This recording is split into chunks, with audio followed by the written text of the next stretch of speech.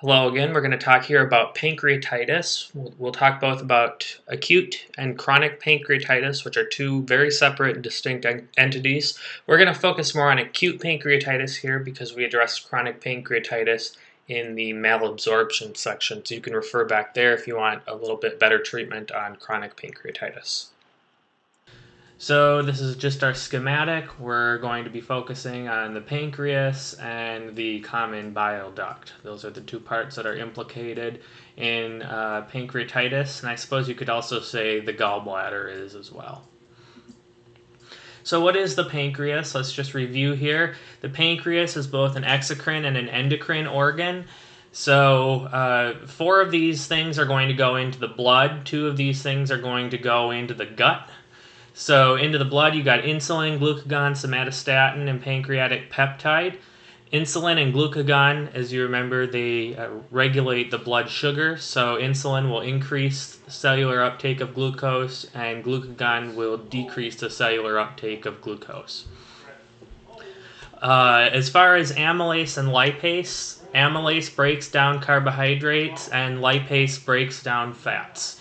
And the pancreas is a cystic structure. It's located posterior to the stomach, and so on this diagram, the stomach is cut here, so you don't see the stomach, and the pancreas is right behind it. And you do see anatomically, if you were to cut somebody right down the middle, you would see a little bit of the pancreas and then the duct. And the duodenum sort of wraps around it. But primarily the pancreas is posterior to the stomach. Okay, so as far as acute pancreatitis is a sudden inflammation of the parenchyma of the pancreas. The most common cause of acute pancreatitis in the United States are alcoholism and gallstones. It's really important to remember the risk factors here for gallstones because this is going to change how we manage the patient. If the patient has acute pancreatitis that's due to alcoholism, we're going to treat them one way, whereas if the patient has risk factors for gallstones, it might be worth getting that right upper quadrant ultrasound before we go ahead and admit them to the wards. So remember the risk factors for gallstones, and they are fat, female, fertile, and in her 40s. There are some drugs that are directly toxic to the pancreas as well, and those include sulfa drugs, 6-mercaptopurine, valproate, which is a mood stabilizer and an anti-epileptic, and there are other drugs. Those are 3 of the more common drugs that I put on there. So as far as the mechanism of how this works, alcohol and these drugs are directly toxic to the parenchyma of the pancreas. As far as gallstones, what they do is they cause a backup.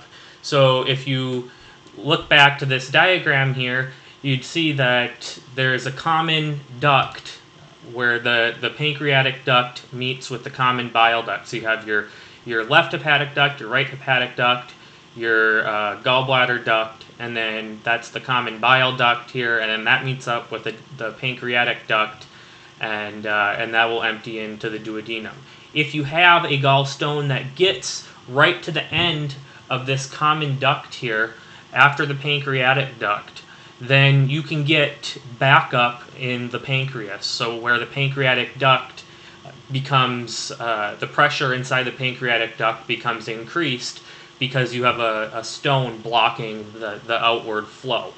And so the reason that pancreatitis forms in patients who get gallstones is if you have a gallstone in that location, you get an increase in intraductal pressure, and ultimately the ducts will not be able to hold the amylase and lipase.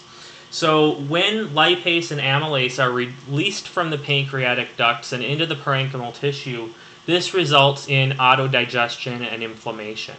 So remember what the parenchyma are primarily made of. They're primarily made out of carbohydrates, fats, and proteins, just like the rest of our body. And lipase and amylase break down fats and sugars. So if you've got lipase and amylase going around in your pancreas, you're going to get autodigestion and therefore inflammation. So usually the stereotypical history that we see with patients with acute pancreatitis is the alcoholic or the patient with risk factors for gallstones, and that is fat, female, fertile, and in her 40s. And those together, I would say, make up approximately 70 to 80% of acute pancreatitis cases. Also, patients on sulfa drugs and the mood stabilizer valproate, those are also very commonly prescribed drugs, so keep an eye out for those. Another less common cause of acute pancreatitis is ERCP. So remember what ERCP is. It's endoscopic retrograde cholangiopancreatography. It's a way that we can visualize the bile duct system. And so this would be a case in which the doctor screwed up and caused pancreatitis by injecting the fluid, injecting the marker into the pancreas, and that can cause acute pancreatitis as well. So symptoms for acute pancreatitis, the most prominent symptom is going to be epigastric pain, and usually this is going to be severe enough that it's going to cause the patient to come into the ER, and that's going to be the number one chief complaint. And this epigastric pain is right over the middle of the abdomen, and it radiates to the back. So right around where you would expect your stomach to be. In the middle of the abdomen, maybe a little bit to the left, and then it radiates to the back. And that makes sense because the pancreas is in the back of the stomach. And so we would expect a more posterior pain than what we would expect in ulcer disease or gastritis. Nausea and vomiting are very common with acute pancreatitis, and fever and chills can happen as well just due to the inflammatory factors circulating in the blood. The pain tends to be worsened by eating, and of course that also makes sense because when you eat, you stimulate the pancreas, and if the pancreas is inflamed, then you're going to get release of enzymes and it's going to worsen your pancreatitis. So the pain is worsened by eating and with laying down. Again, you're stretching your abdomen when you do that, and so that's going to trigger the pain. So epigastric pain, severe, radiates to the back, worsened by eating, worsened by laying down, nausea, vomiting, fever. On physical exam, you're not really going to see a whole lot except for abdominal tenderness. So your next steps here are going to be in any patient where you might be suspecting acute pancreatitis. It's very, very important, especially if they've been vomiting, to make sure that you give them a normal saline bolus. And it's important for two reasons. One, they've been vomiting. Two, if they have acute pancreatitis, what can happen is they may be in a low fluid state. And that's due to the inflammatory factors that are circulating, and it causes third spacing of fluid. And so we need to make sure that these patients are hydrated. So a normal saline bolus would be a good first step in a patient where you'd suspect acute pancreatitis. And a lot of times the questions on the USMLE will tell you fluids have been started, So normal saline bolus won't be one of your choices. It will have already done that for you. But remember, fluids are going to be one of the most important things because we have to take care of the patient's ABCs. We don't want the patient's blood pressure to dip too far down. Pain meds are going to be important. These patients are in pain, and so you can use opiate or non-opiate drugs. It really doesn't matter. And then these patients are going to be immediately, until acute pancreatitis is ruled out, they're going to be NPO. And that's not going to be a problem with most patients since their pain is worsened by eating. The labs that you're going to want to get, and any time you suspect pancreatitis, you want to have your amylase and lipase. Those are really your diagnostic labs. You also want to get a CBC to check to see if there's any white blood cell elevation, and if so, how much, and you want to get a CMP as well. As far as diagnosing acute pancreatitis, that diagnosis can be made with your amylase and lipase, and it not only has to be above normal, but it's got to be more than 3 times the upper limit of normal. But in general, in patients who have acute pancreatitis, their amylase and lipase is going to be sky high. It's going to be much more than 3 times the upper limit of normal. It's not very difficult to get to that threshold when you're virtually spilling amylase and lipase right out into the blood. And sometimes this comes up on the test. lipase is more specific for pancreatitis. Lipase is more specific than amylase. So when you've diagnosed acute pancreatitis, the next best step is to get an abdominal CT scan. And the reason is that the abdominal CT scan is going to give us the best indication of severity. The abdominal CT scan will show us inflammation, it will show us necrosis, it will show us hemorrhage, it will show us if there's any other complications in the pancreas. So the abdominal CT scan is the best first diagnostic step after you've made the diagnosis with your labs. Now, if you have a patient that is not an alcoholic, let's say she's a 46-year-old woman, she's still menstruating, she's got a BMI of 33, and she's fat, and she's a woman, she's got risk factors for gallstones. And so it may be judicial after the abdominal CT scan to get a right upper quadrant ultrasound. And if the cause indeed is gallstones, then a cholecystectomy should be undertaken at some point, because this is a patient who's not only got gallstones that are giving her problems, which itself would be an indication for cholecystectomy, but it's actually putting her in a life-threatening situation. Now, as I mentioned, the best way to indicate the severity of acute pancreatitis is with an abdominal CT scan. There is another way that's been used much longer to evaluate acute pancreatitis and its severity, and that's called Ranson's criteria. And what Ranson's criteria is it's a set of 11 different criteria, and they are correlated with the survivability of the episode. Now, the USMLE is not going to directly ask you to calculate a Ranson score and then ask you what the survivability is or what the mortality rate would be. But what you should know is what the Ranson's criteria are on admission as a general idea, and how that classifies pancreatitis without the CT scan as mild acute pancreatitis or severe acute pancreatitis. So all of these things here, and you can write them out as WALLS, W-A-L-L-S, all of these things would be positive if they fit these criteria. And the more positive factors, the worse this patient is off. So if you have white blood cells greater than 16, that would be a positive. So actually a negative, but it would be plus 1 point. If the age is greater than 55, that would be a point. If the AST, which is a liver enzyme, is greater than 250, that would be another point. If the LDH is greater than 350, that would be another point. And if the glucose is greater than 200, that would be another point. And generally the way that this is analyzed is if it's 0, 1, or 2 points, then it's considered that severe pancreatitis is unlikely. And so, pending the results of the abdominal CT scan, pending the read, etc., we can go ahead and treat this as mild acute pancreatitis. If the patient has 3 to 5 points out of these 5, then severe pancreatitis is likely, and we should presumably start treating them as severe pancreatitis, and that means ICU admissions, possibly antibiotics. But don't forget that the number one best indicator of severity is not Ranson's criteria, it is the CT scan.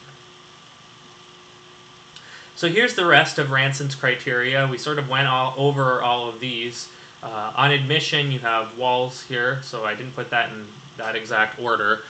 At 48 hours, the mnemonic is faux chub, and again, I didn't put it in that order, but F would be sequestration of fluids would be greater than 6 liters, and that would just be a change in the patient's weight as you'd measure that.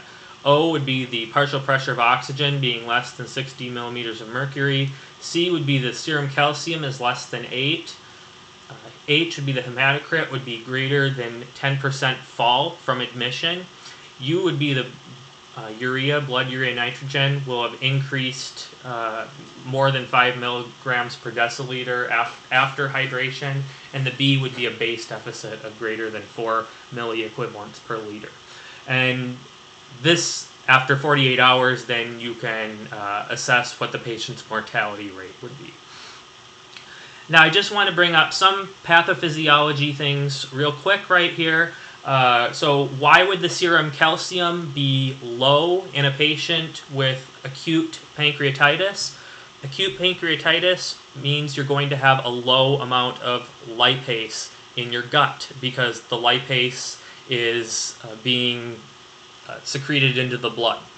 So if you have low lipase in your gut, then you're not going to be able to break fats down. And in order to absorb calcium, you have to be able to break fats down. And so calcium will be low in patients with acute pancreatitis. As far as the BUN will normally be a little bit higher when you admit them, but that should go down after you hydrate them. And you simply have a high BUN because you've got a dehydrated state. So after you hydrate them, if their BUN is still more than 5 milligrams per deciliter above normal, then that's going to be another checked off criteria. And then the sequestration of fluids is going to be related to the inflammatory mediators. So how do we treat acute pancreatitis? So if the patient has a CT that comes back as a mild acute pancreatitis, or let's say presumptively if they fit 2 or fewer of the initial Ranson's criteria, then what we're primarily going to do is supportive care. We're going to give them IV maintenance because we don't want them taking anything through their mouth, so no food, no drink, IV maintenance, and pain meds should be taken as needed. Now, as the patient begins to, as the acute pancreatitis begins to remit, then we can wean them towards PO pain meds. And as the pain begins to remit, we can also wean them towards oral feeding. And once they can get their total nutrition on their own, and they're weaned to PO pain meds, then we can go ahead, we can stop the IV, and we can start discharging them. We do want to continue getting an amylase and lipase on these patients, though, because sometimes they can move into the severe or hemorrhagic pancreatitis. So we want to monitor their amylase and lipase and make sure that they're going down as they should.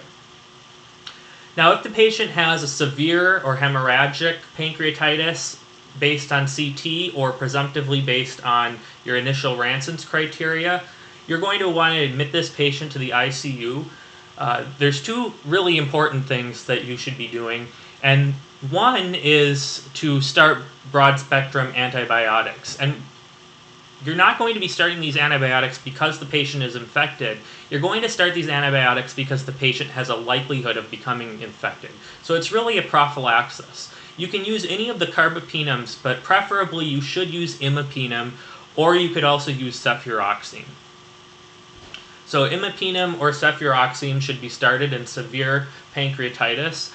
These patients should be in the ICU, and of course they should have their temperature monitored closely because we want to see if they're moving toward a septic state.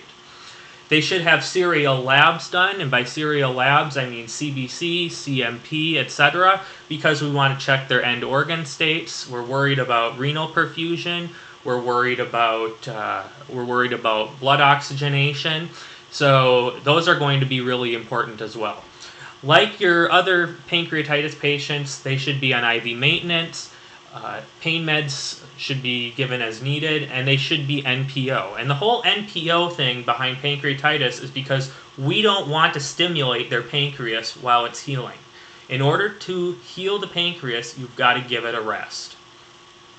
And if there's no improvement in these patients in 7 days, then you can go ahead and do a percutaneous aspiration. And that's going to tell you if this patient is indeed infected.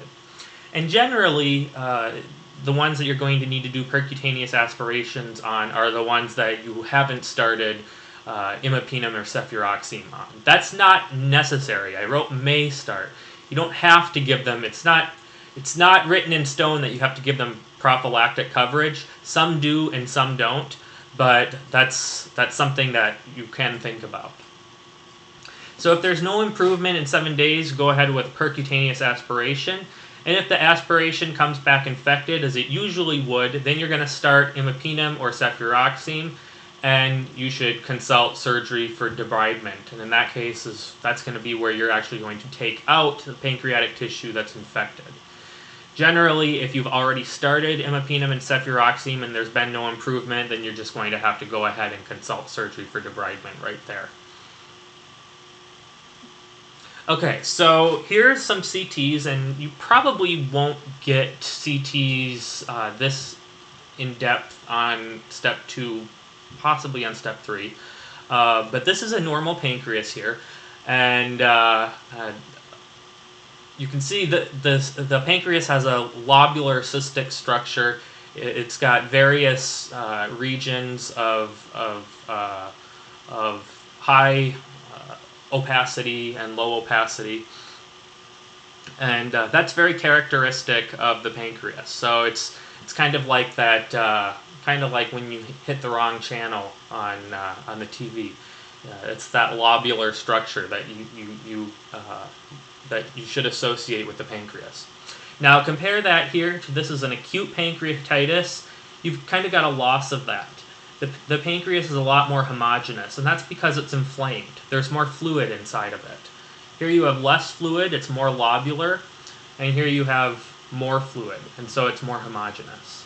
So this is acute pancreatitis. This is another acute pancreatitis here.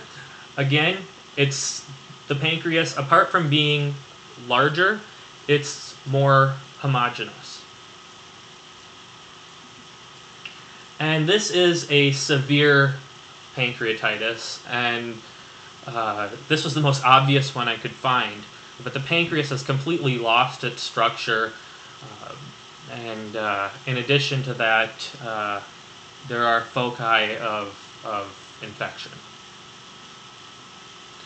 So after you've discharged the patient with acute pancreatitis, once you've gotten them out, you should advise them of risk factors, particularly alcoholism. If they did have pancreatitis due to gallstones, you should get them set up for a cholecystectomy if you haven't done so already, and the patient should be rechecked in 7 to 10 days. One of the big complications of acute pancreatitis is the pancreatic pseudocyst, and what that is you've got weak tissue in your pancreas because it's been inflamed, and so you can get a cystic formation from pancreatic tissue. It's kind of like an aneurysm of the pancreas, so to say. It's weak tissue that's now become cystic.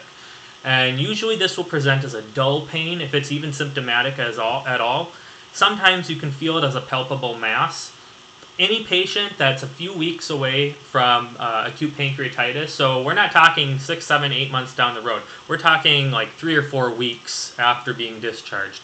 And they present with similar pain to acute pancreatitis, you should be getting them, you should have an eye out for pancreatic pseudocyst. And this will be diagnosed on CT. Keep your hands out for a palpable mass. But like I said, generally these are in patients who are a month or 2 past acute pancreatitis, and that will tend to be the giveaway in the vignette. Confirm this with CT. You want to differentiate this from other possible masses, of course. And the only time you're going to treat these, by treating I mean aspirating, is if they're greater than 5 centimeters, if they're growing, or if they're symptomatic. And usually if the patient came into the hospital, they're symptomatic. So sometimes you can see these coincidentally, but in general on the USMLE, this is going to be something that you're going to drain. So here's a pancreatic pseudocyst. Notice that you have a totally homogeneous inside of this cyst. And same here. It's practically all homogeneous. This would be completely different from if this were pus. It would look totally different. I should have put one on there, but I didn't. So you got a homogeneous fluid on the inside, and you can drain that. Chronic pancreatitis, we sort of talked about in the malabsorption section, so we're not going to give a whole lot of time to that. So chronic inflammation, chronic pancreatitis is caused by chronic inflammation and fibrosis of the parenchymal tissue of the pancreas. Usually it's due to repeated insult, so these will be patients that have had multiple episodes of acute pancreatitis in the past. And what happens is, as you have inflammation over and over and over again, what gets laid down is fibrin and collagen, and then the pancreas cells in this case are going to begin hypofunctioning, and ultimately they'll cease to function at all. So it's kind of like cirrhosis of the pancreas. Characteristically, this is seen in patients with chronic alcoholism, but it can also be seen in patients with cystic fibrosis and in any other patients who've had repeated pancreatic stress. Some autoimmune disorders present with chronic pancreatitis, such as autoimmune pancreatitis, and Sjogren's syndrome, I guess, wouldn't present as chronic pancreatitis, but you can get chronic pancreatitis with that constellation of autoimmune problems. And then approximately 10% of chronic pancreatitis cases are idiopathic. The symptoms for chronic pancreatitis are going to be sudden attacks of mild to severe pain. They shouldn't be quite as severe as acute pancreatitis, but pain is subjective, so it's really difficult to know how severe the pain is for the patient. But a lot of these patients, like I said, will have had acute pancreatitis. So if you ask them, is this the worst pain like this you've ever had, usually they'll say no.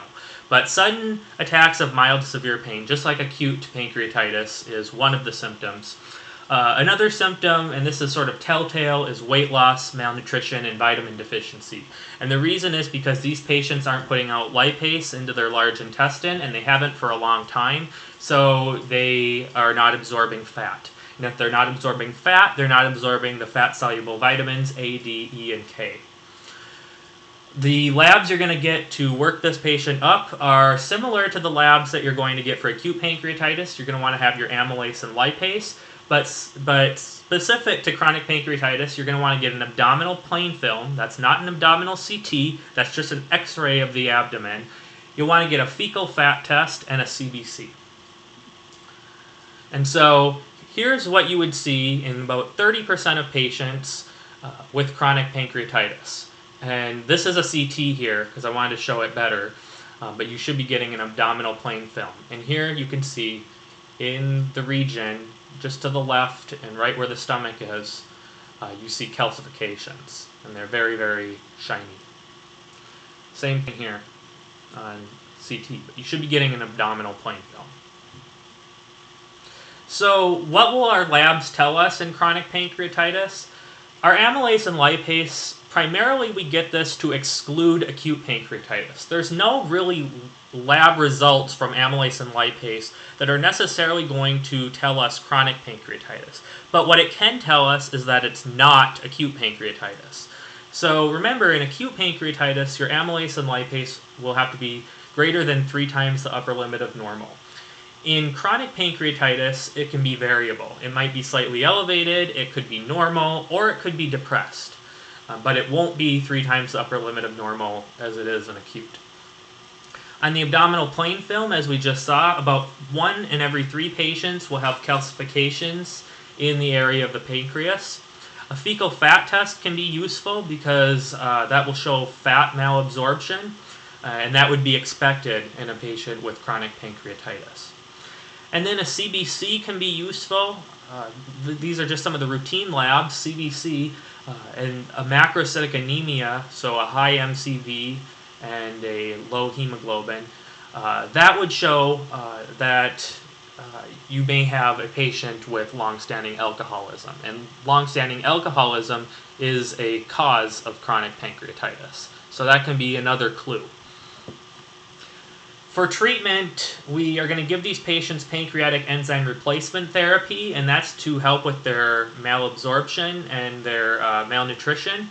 We want to modify risk factors, so cut off the alcohol if we can, and oral analgesics are okay for the pain. If these patients are in so much pain, if they're vomiting, if they're throwing up, and we can't send these patients home for one reason or another, if they're not stable enough, then we can admit them to the hospital and we'll just treat them similar to the uncomplicated acute pancreatitis, in which case we're pretty much just keeping them NPO for a little while, giving them oral analgesics, and hydration.